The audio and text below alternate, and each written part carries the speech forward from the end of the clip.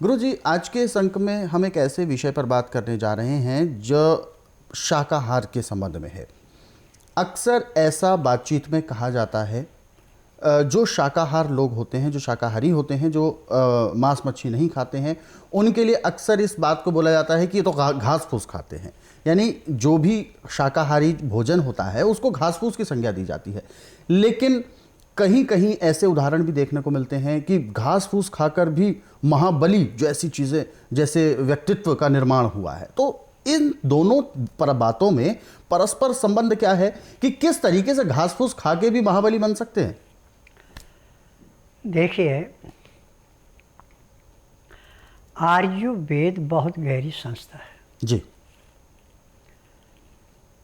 और संसार के पैदा होने पे जो हमारे ऋषि मुनि थे, उन्होंने जो शोध निर्घंटुओं में लिखी है उसके अनुसार गेहूँ और जौ, ये दो अनाज ऐसे जो छाया में उगाए जाते हैं और उगाने के जिस दिन बीजते हैं उससे चौथे दिन पाँचवें दिन उगाते हैं। फिर इसके ऊपर थोड़ा सा पानी हल्का सा ऐसे छिड़काव करते जैसे ओस पड़ती है जी। और 10 दिन में ये कम से कम 6 से 7 इंच लंबे हो जाते हैं जी। तो इसमें से 40 से 50 पेड़ निकाल करके जड़ों से पानी से धो के जड़ों को काट के फेंक देते हैं। बाकी इसको सिलबट्टे पे पीस करके और थोड़ा पानी मिला के, यानी समझिए कि आप लगभग 20 ग्राम इसका रस निकाल लेते हैं जी। अब इस 20 ग्राम रस पीने में आपको कम से कम 15 मिनट का समय लगाना पड़ेगा। आपने थोड़ा सा चुस्का लिया, पी लिया, फिर थोड़ी देर रुक गए। ऐसे आप हर रोज़ सुबह और शाम दोनों टाइम में रस पीते हैं। तो जिसको डॉक्टर, हकीम, वैद्य सब जवाब देंगे कि भाई आपका इलाज नहीं है, तो उसका ये इलाज है। यानी मौत के मुंह से बचाना गेहूं के ज्वारे या जौ के ज्वारे का रस पीना अमृतुल्य है जी। अब किसी को इतनी बीमारी बढ़ चुकी है कि उसको कोई भी दवाई माफ नहीं आ रही है, तो हम 40 पेड़ सुबह 40 पेड़ शाम को गेहूं के या जौ के जो हमने उगा रखे छाया में, और जो केवल 10 दिन के हुए अभी, उनको निकाल करके धो के सिलबट्टे पे अच्छी तरह पीस के थोड़ा पानी मिला के छान के उस रस को पीते। इसमें कुछ नहीं मिलाना।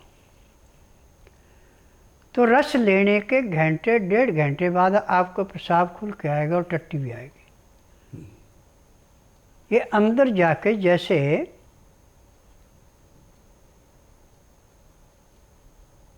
तेज बारिश आने पे नदी में बाढ़ आती है जी। और नदी के किनारों पे जितना भी कूड़ा करकट है उसको सारा पानी वो ले जाता है और नदी का किनारा साफ हो जाता है। ऐसे लीवर को, पैंक्री को, पित्ते को, गुर्दे को, तिल्ली को साफ करता है।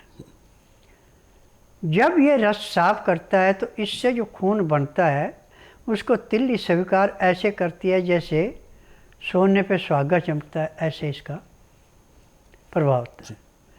और दिल उसको ऑक्सीजन कम भी मिलेगी तो भी उसको सप्लाई करके शरीर को हरा भरा करता है। और इसका नियम है कि जिसको भयंकर बीमारी है उसको 90 दिन तक ये रस पिलाया जाता है, सुबह शाम दोनों टाइम। यदि आपके पास ज़मीन नहीं है छायादार, तो आप कमरे के अंदर भी इसको तैयार कर सकते हैं। चाहे आप गमले ले लें, चाहे जो पक्षियों को पानी पिलाने के तोले होते हैं वो ले लें,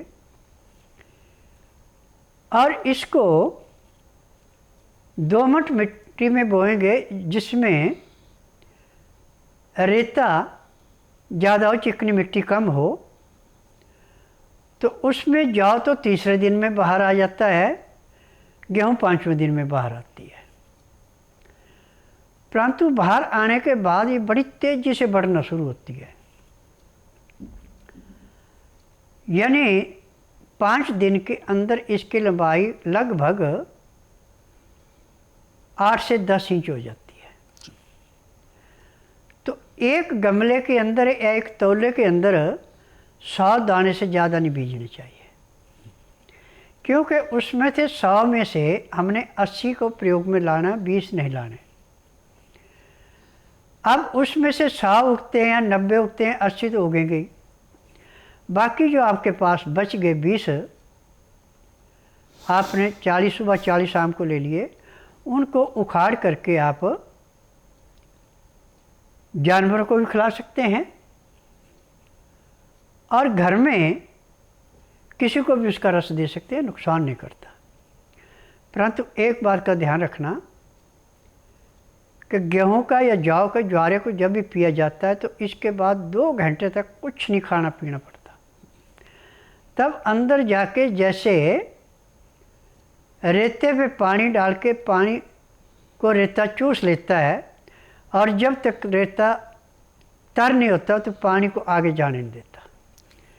ऐसे अंदर जाके रेसा नस नाड़ियों में, खून के अंदर जो भी किसी किस्म का कचरा है उसको ऐसे सफाई करता है जैसे सफाई कर्मचारी गंदी नाली की सफाई करता है जी। तो इसलिए कहावत है ये कि महाबली बनना है तो घास खाना सीखिए। तो घास से मतलब है गेहूं के ज्वारे या जौ के ज्वारे। अब इसमें कैंसर, गठिया, psoriasis, kidney, heart attack, migraine, brain tumour, सांस का रोग, टीबी का रोग, हाथ पांव का टेढ़ा पड़ जाना, हड्डियों का झुक जाना, ये सारी बीमारियां इस रस के पीने से, अकेले से ऐसे समाप्त होती हैं जैसे जलती अग्नि में पतंगा नष्ट हो।